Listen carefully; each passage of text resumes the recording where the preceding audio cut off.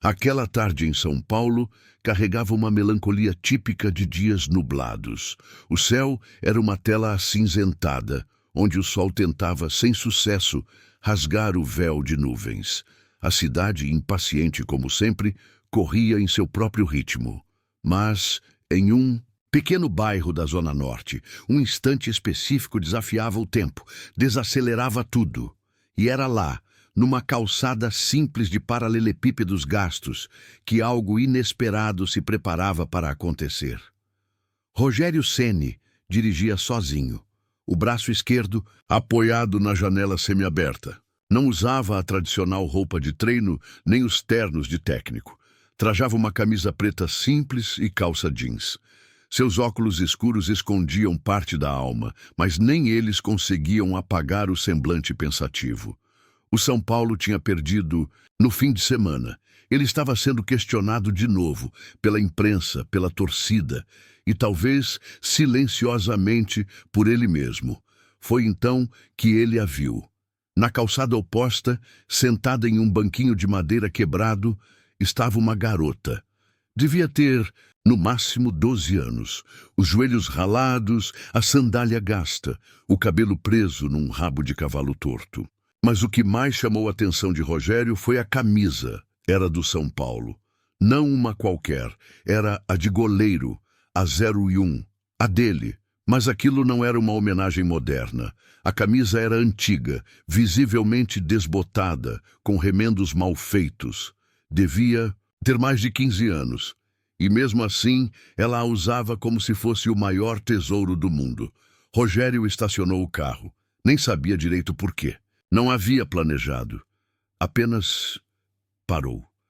Abriu a porta, atravessou a rua com passos lentos e ficou alguns segundos parado, observando de perto. A menina, distraída com um caderno no colo, rabiscava algo. Só levantou os olhos quando sentiu a sombra dele sobre si. "Oi, você torce para o São Paulo?" perguntou ele, a voz baixa, quase hesitante. Ela o olhou com um brilho curioso, como quem reconhece alguém, mas não tem certeza de onde. "Torço. Desde que nasci", respondeu ela firme. "Meu pai dizia que ser São Paulo era ser grande mesmo quando a gente tá pequeno." Rogério sorriu. Uma frase simples, mas que carregava uma verdade gigantesca. "E essa camisa aí? De onde veio?" "Era do meu pai, mas ele foi embora. Agora é minha. É velha, né? Mas é minha preferida." O ex-goleiro engoliu seco, sentiu o peso de algo invisível se acomodando sobre os ombros. Olhou para a menina com mais atenção. Não era apenas uma torcedora. Era alguém que tinha colocado naquela camisa um pedaço de história, de dor, de saudade. "Você sabe quem é esse cara aí?" ele perguntou, apontando para o número nas costas. Ela riu, meio sem graça. "Claro, é o Rogério Ceni, o maior de todos. Ele ganhava jogo sozinho. Meu pai dizia que ele era tipo um super-herói do São Paulo." Rogério baixou os olhos. Não sabia o que responder. Nunca tinha se sentido um super-herói. Na maioria das vezes se sentiu um alvo. E então fez algo que não fazia há muito tempo. Sentou ao lado dela, ali mesmo, na calçada, no banquinho quebrado. Rogério sentou devagar, como quem entra num território sagrado. O banquinho rangeu sob o peso dele, e a menina, surpresa, ajeitou-se ao lado, tentando abrir espaço. "Você não se importa, né?"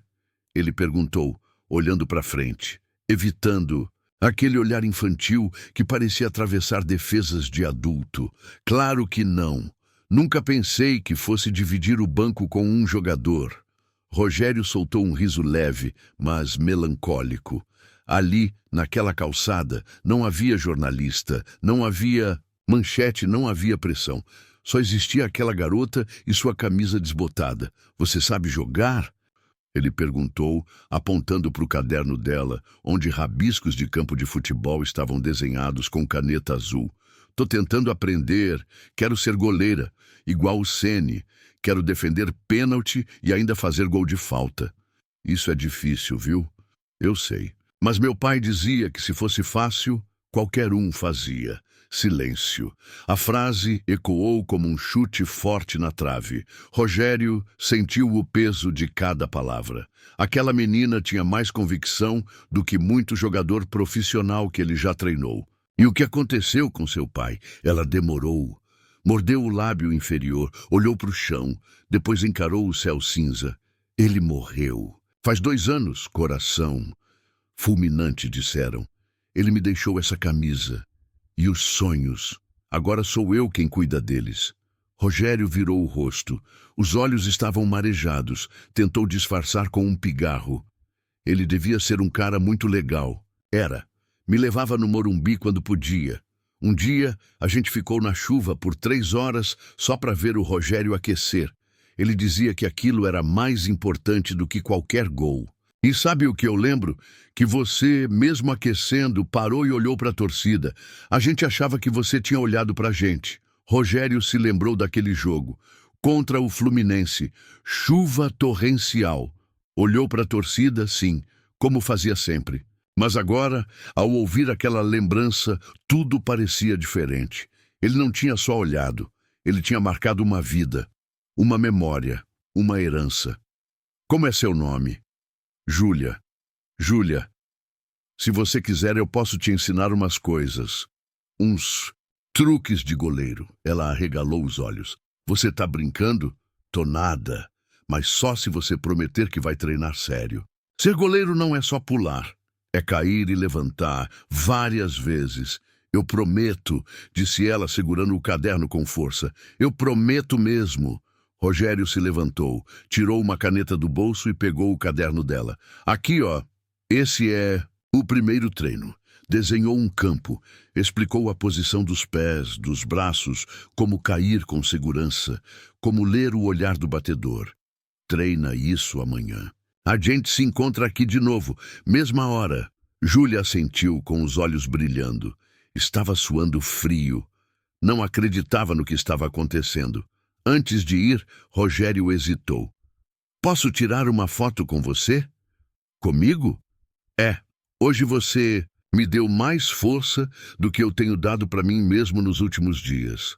Ela sorriu, tímida. Ele tirou o celular, bateu a foto. Uma lenda e uma menina, lado a lado, unidos por uma camisa velha e um sonho novo. Rogério entrou no carro. Olhou pelo retrovisor. Júlia estava parada, acenando, segurando o caderno como quem segura um troféu. Ele respirou fundo. Pela primeira vez em semanas, sentiu que ainda fazia sentido ser o número 1. Mas mal sabia ele que o destino estava preparando um golpe que faria aquela tarde se tornar muito mais do que especial. 2 dias se passaram. 2 dias em que Rogério, mesmo em meio a reuniões, entrevistas e sessões de treino no CT da Barra Funda, mantinha a cabeça em outro lugar, naquela calçada, naquele banco, naquela garota com a camisa número 1. Ele havia passado por tantos estádios, encarado torcidas inteiras, gritando seu nome, e outras o vaiando, mas nenhuma voz ficou tão clara em sua mente quanto a de Júlia. Ela não era só uma torcedora. Era símbolo de um tempo em que o futebol era puro, em que cada camisa representava uma promessa e não um contrato de marketing.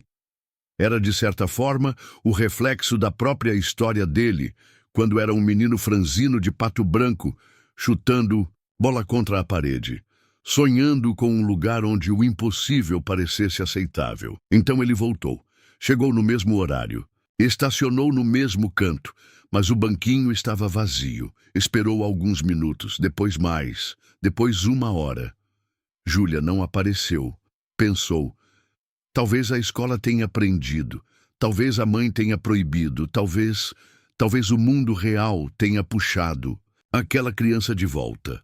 Mas algo no ar não parecia certo. O silêncio da rua não era o mesmo. Havia uma ausência que pesava mais do que o concreto. No dia seguinte, voltou. Mesma hora. Nada. No outro também. Foi então que parou um garoto de bicicleta desses curiosos, sempre atentos ao movimento da rua. Ei, tio, tá procurando a menina que se sentava aí? Tô sim, a Júlia. Você conhece ela? Conheço. Ela mora aqui na viela do lado, mas aconteceu uma coisa. O coração de Rogério apertou. Que coisa? O garoto hesitou, mas contou. Ela passou mal na escola. Desmaiou. Foram ver. Ela tem um problema no coração, igual o pai dela. Tá internada. Rogério sentiu o chão sumir, o sangue esquentar. Um eco de memórias difíceis inundou sua mente. Lembrou do pai dela, da camisa remendada, do jeito como ela dizia: meu pai me deixou os sonhos. E agora, o mesmo destino parecia tentar levá-la também. Sem pensar, Rogério pediu o endereço. Subiu até o hospital, atravessou corredores frios, paredes com cheiro de éter e solidão. Chegou à recepção. Pediu por Júlia.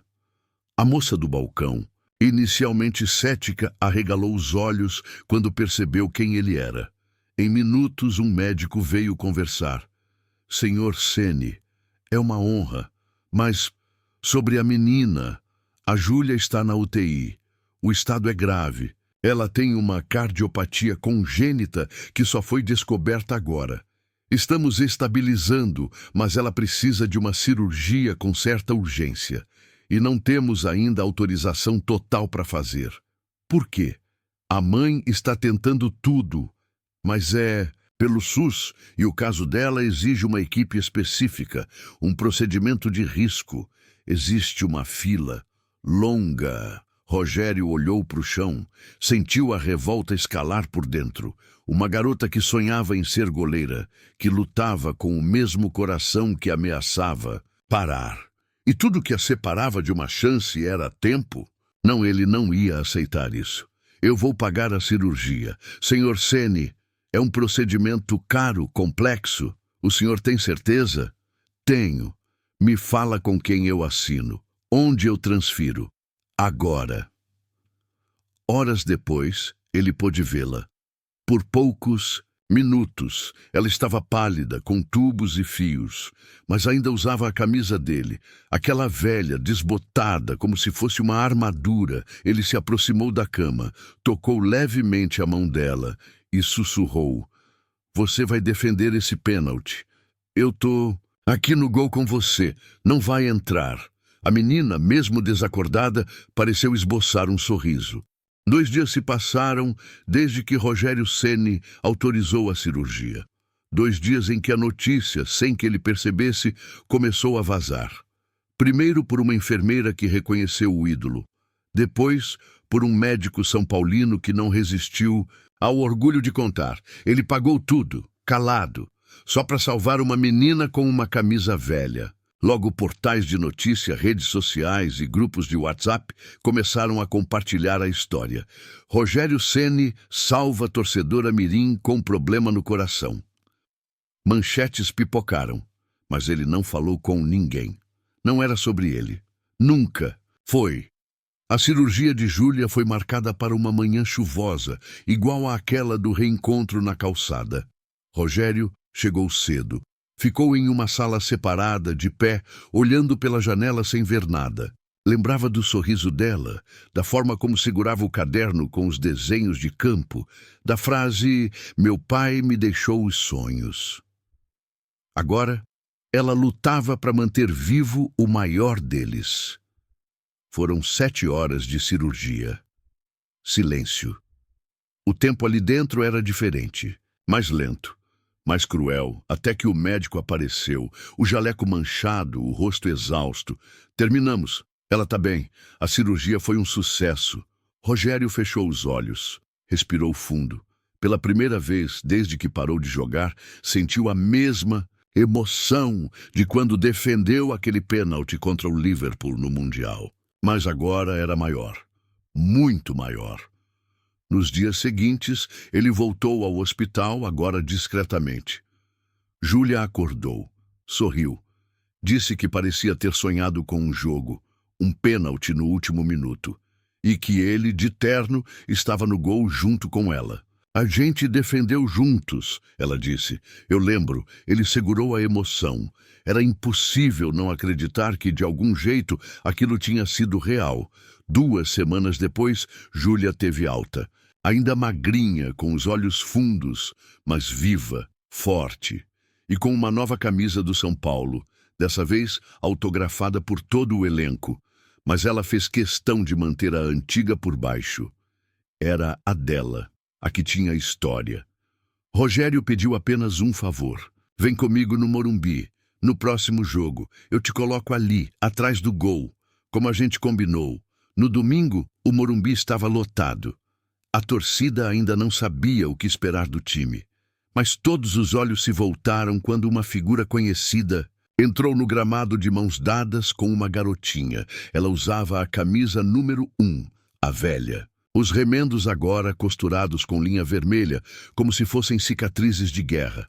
Atrás dela vinha o homem que fez história naquele estádio. O mito, o capitão. Mas naquele dia, ele era só. Rogério caminharam juntos até a linha do gol. E ali, na frente de quase 60.000 pessoas, Júlia ajoelhou-se, pôs a mão no gramado e beijou a grama. A torcida começou a entender. Primeiro uma onda de murmúrios, depois aplausos, depois gritos. É Júlia, é Júlia! E então, quando o time entrou, algo ainda mais inesperado aconteceu. Rogério entregou para ela um par de luvas. Toma, são suas agora, mas guarda. Uma coisa, o quê? Um goleiro de verdade.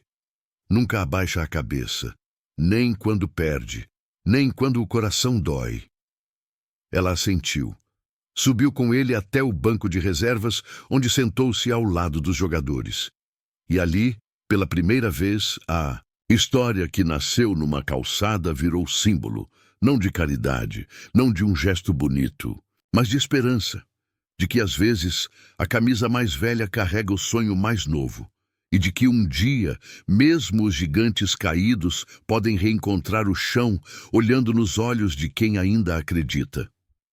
O final, sem spoilers, mas posso te garantir, ninguém esperava por isso, porque aquele jogo mudou 2 vidas e talvez, sem que ninguém perceba, a história ainda não tenha terminado.